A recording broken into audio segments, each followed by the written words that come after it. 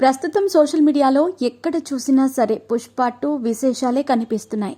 అయితే తాజా సమాచారం ప్రకారం ఈ సినిమాలో తిరుపతి లడ్డూ ప్రస్తావన వచ్చినట్టుగా తెలుస్తోంది.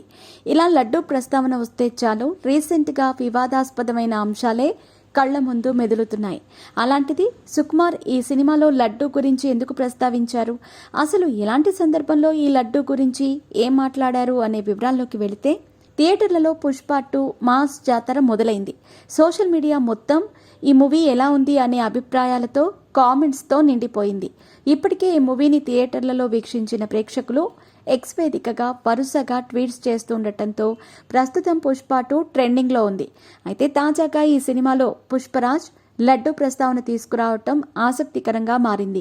మీ పెట్స్ కి గ్రూమింగ్ నుంచి బర్త్డే సెలబ్రేషన్స్ వరకు అన్నింటిలో మంచి ఆఫర్స్ ని మాయా టైల్స్ అండ్ ట్రయల్స్ వారు మీ ముందుకి తీసుకుని వచ్చారు. ఎక్కడో కాదు, మన బాజ్పల్లిలో. Phone number 8985555318.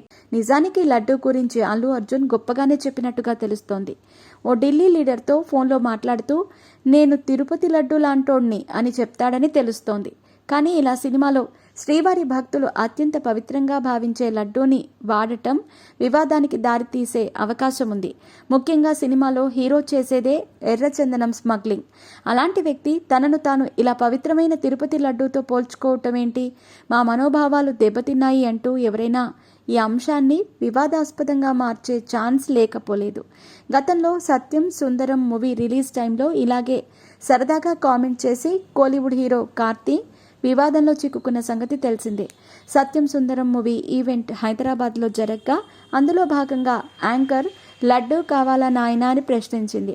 అప్పటికే ఏపీలో కల్తీ లడ్డూ వివాదం జోరుగా నడుస్తోంది. ఈ క్రమంలోనే కార్తీ అది సెన్సిటివ్ టాపిక్ అంటూ తప్పించుకునే ప్రయత్నం చేశాడు.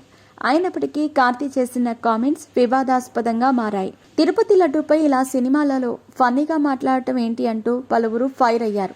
ముఖ్యంగా AP deputy CM Pawan Kalyan ఈ విషయంపై సీరియస్ అయ్యారు. దీంతో కార్తీతో పాటు ఆయన సోదరుడు సూర్య, ఆయన తండ్రి అందరూ కలిసి క్షమాపణలు చెప్పాల్సి వచ్చింది.